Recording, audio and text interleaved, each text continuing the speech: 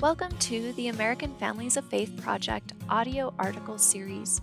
These audio articles are written, read, and recorded by Loren Marks and Dave Dollahite, co-directors of the American Families of Faith Project at Brigham Young University.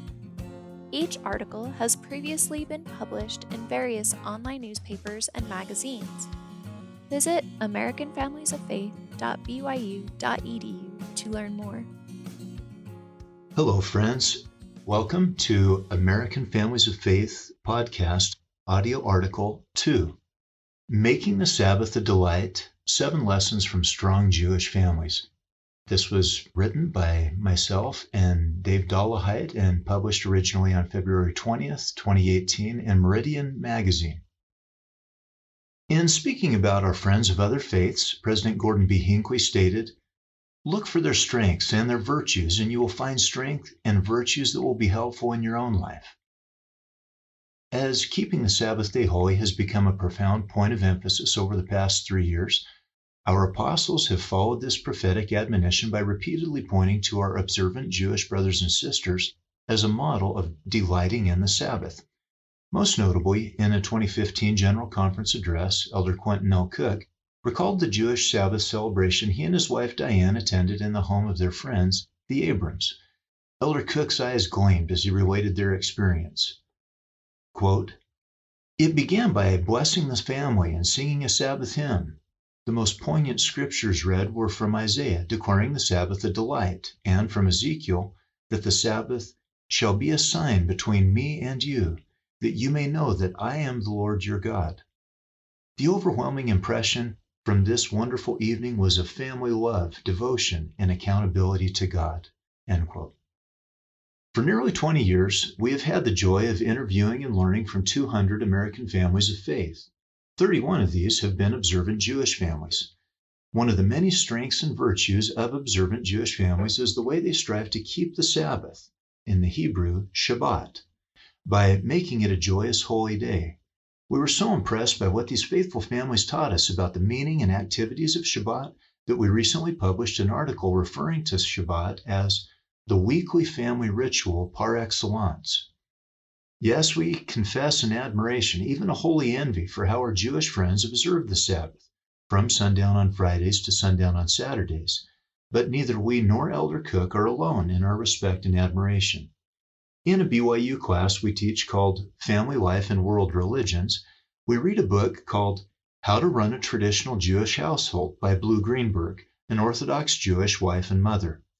Blue teaches that the Sabbath is a joyous holy day and that ordinary experiences often become sublime because of the special aura created by Shabbat. Our students are always inspired with how Jewish families combine the seemingly disparate processes of both avoiding a number of activities that are fine on other days but not the Sabbath, and also engaging in unique activities that help make the Sabbath day joyous and spiritual. One of our Orthodox Jewish colleagues wrote to us a couple of years ago saying, quote, "Our electronic devices are so addictive that some Orthodox young people are having a hard time turning off their phones on Shabbat, to the concern of their elders. One of the key healing functions of Shabbat in our era for observant Jews is that devices, including phones, computers, tablets, are turned off for the full duration of Shabbat. It is crucial to the sanctity of peace of the day. Shabbat offers a day of rest to the brain as well as to the soul." 4 Orthodox young people were interviewed and offered their perspective of Shabbat. Josiah, a 19-year-old son, said, "For me, Shabbat is the pinnacle of everything. We all spend time together. We have 3 meals together. We play games." Nathan, a 20-year-old son, said, "I don't know if there's any particular practice that's more meaningful than Shabbat to me personally." Toby, a 17-year-old daughter, said, "I think Shabbat is really nice because it's consistent. It's not changing at all, and I kind of like that. I tell my friends that I'm eating home tonight, and I really like that consistency that we all sit at the table together and say the prayers." Zvi, a 20-year-old son, said, "Shabbat has always been the thing that I keep doing for the family's sake, because whether or not I care about it for religious purposes, It's such a big deal on a family level that that's not something you can cut out. These emerging adults, often a bit distanced from family, emphasized that they valued Shabbat because it provided opportunities for them to spend time together with their families, even though it cost them their devices for a day. An Orthodox couple, Alyssa and Yigal, related their Shabbat traditions of unplugging, singing, and dancing with their children. Alyssa said, "For sure, Shabbat observance is meaningful to us. We light Shabbat candles and we are not on the computer and we don't drive anywhere. We don't talk on the phone or go shopping or do weekly things. And that is very important personally and as a couple. Now that our older daughter is bigger, we incorporated singing together on Shabbat. Recently, we had friends over and we all started singing together. And they said, 'Oh, we don't sing well.' But all of us are tone deaf. The quality of the singing is not the issue. It's the energy. Singing religious songs is really significant to me." Yugal, Alyssa's husband, said, "Definitely singing together is important. Also, another thing is kind of minor, but it is really beautiful. On Friday night, right after we light the candles, we create a little dance with our kids and us. We dance for a minute or two while singing Shabbat songs. They love to do it, and it's such a good thing.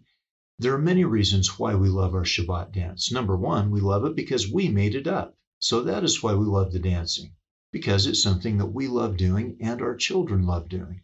It injects our Judaism and our family with a sense of joy with the traditions." Another mother and father explained, Linda, the mother, said, "Shabbat brings you to the closeness of the marriage and the family. Things like lighting the Shabbat candles or being together during Shabbat. During Shabbat, you get that special feeling, that kind of closeness, that sense of unity." Saul, Linda's husband, said, "There's a special meaning to Sabbath traditions when you're doing it as a family." For these Jewish families, Shabbat is not somber, but a true delight. Candles, prayers, food, music, dancing, and singing breathe life and energy into the Shabbat. There was, however, a softer but sacred element of Shabbat that we turn to next. In addition to the sacred but joyous reverie, another meaningful Shabbat practice mentioned by several participants was children's blessings. Few rituals capture and reflect the passing on of an intergenerational legacy of faith and the deeply held Jewish value, "You shall teach your children," as richly as the Shabbat blessings of children by their parents. Indeed, Shabbat has been referred to as an intergenerational chain going back through history. Several parents established traditions in their homes of blessing their children on the Sabbath, as illustrated by the comment from the following Reformed Jewish couple. David said, "We specially bless the kids on Friday nights." Rebecca, David's wife, said, "The blessings that we do on Friday night, I never even knew existed as a child. It is a special time when the parents bless the children. It is a beautifully wonderful and tender moment that we have really come to love and our children have come to expect. It's not just that we put our hands on their heads and bless them. Each of us says something to each child about something that we're proud of that they've done this week. The Shabbat blessing is just a wonderful thing." Another Reformed couple discussed Shabbat blessings of their children in detail. Scott said, "Most Friday nights we do a blessing with the kids and bless them and whisper what they did good for the week in their ear, and they look forward to that." Julie said, "In the Torah, there's a blessing where Jacob blesses Joseph's two sons right before he dies. He's an elderly man and he blesses Ephraim and Manasseh. It's a blessing in Hebrew, but it says, 'May God bless you and keep you. May his light shine upon you and be gracious unto you.' It's the priestly benediction. So we say that blessing, and then we do whisper something extra in each of their ears. It's often some kindness that they did. It's to help them always remember that the things we told them that we were proud of them for were things that were acts that God would be proud of you for. How you acted to somebody else with kindness and honesty." For Rebecca and David, for Scott and Julie, there seems to be a sacred but also pronounced child-centric emphasis with Shabbat. What does this mean for children in such families? One daughter from another family explained, this is Hannah, a 17-year-old conservative daughter. "The rest of the week is a totally different time. When we have Shabbat, it is different. We don't have to worry about the rest of the world. The rest of the world goes on, but we are here with our family and our religion. It's our time. Note the demarcation of both time and space in Hannah's description. There is the rest of the week and there is the rest of the world. But on Shabbat, Hannah explains, we are here with our family and our religion. It's our time. With 3 our references in one phrase, Hannah places her own adolescent stamp of family we-ness and unity on Shabbat.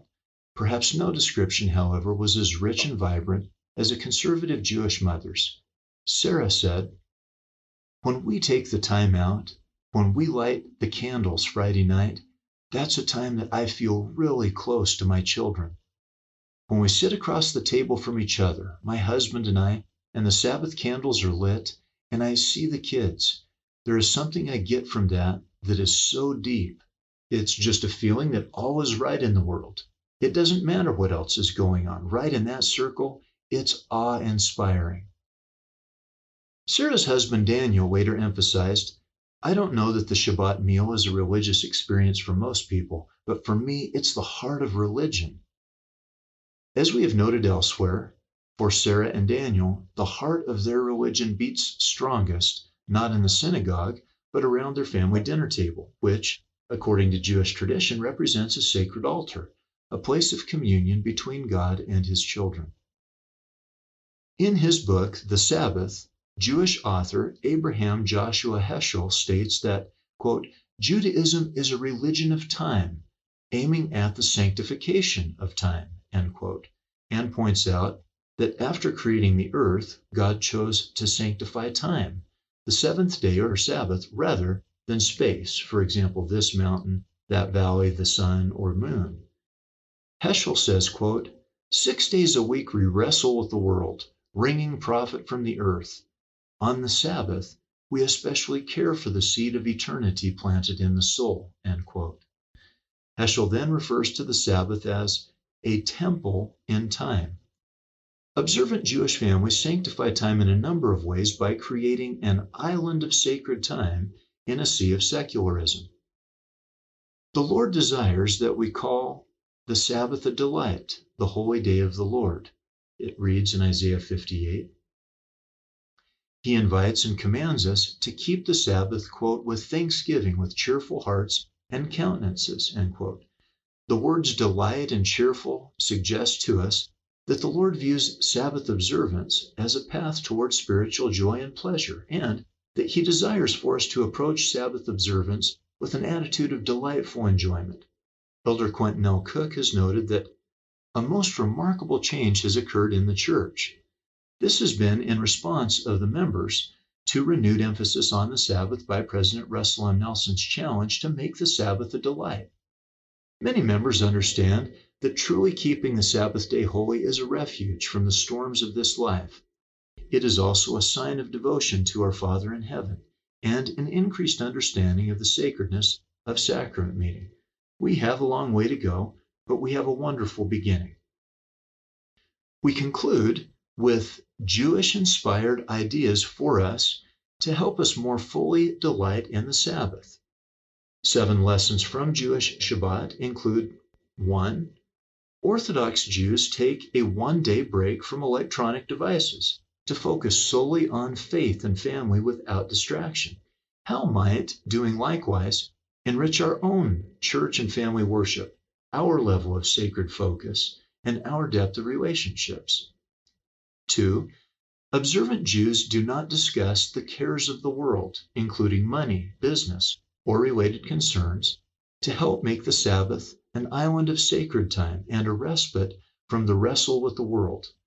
This allows time, energy, and focus to discuss heavenly, eternal, and spiritual things that bring deeper delight. 3.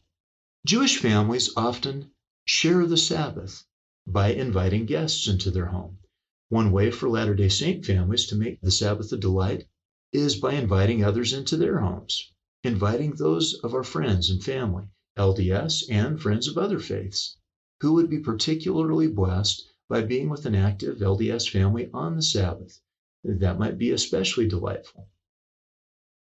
4. Jewish women usher in Shabbat on Friday just before sundown by lighting 2 candles. As part of this, a Jewish wife solemnly prays for the Jewish temple to be rebuilt and prays for family members. To end the Sabbath, Jewish men pray the Havdalah, which includes praying for the spirit of the Sabbath to linger throughout the week. We can make the Sabbath a delight by praying about the things that matter most, including the joyful spirit of the Sabbath day, and that it can remain throughout the week. 5.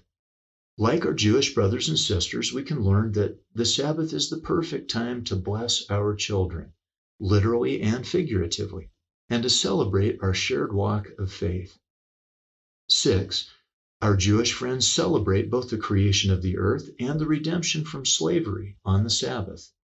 We Latter-day Saints can rejoice in the Lord and celebrate our redemption from death and sin on the Sabbath. What a glorious and joyous thing to celebrate. 7. Celebrate the sacred and familial joy of life. Across many generations and many cultures, the ancestors of our Jewish friends have been persecuted and killed. Tragically, anti-Semitism is increasing across the earth, and Jewish lives remain under various kinds of threats. Despite or because of this, our Jewish friends frequently say with gusto the Hebrew phrase l'chaim, to life. The extra care on the Sabbath day to celebrate life, particularly a life devoted to worshiping God and binding couples and families together in and through that worship. May we, as fellow covenant people of the Lord, join with our Jewish friends, enjoy a celebration of life and family life on the Sabbath day. Indeed, let us follow the counsel of ancient and living prophets to make the Sabbath a delight. We thank you for joining us on this audio article that's a feature of the American Families of Faith podcast. We look forward to joining you next time. Doctors Dave Dollahite and Loren Marks are both professors in the School of Family Life at Brigham Young University. The American Families of Faith project shares research-based ideas about ways of making faith come alive in marriage and family life.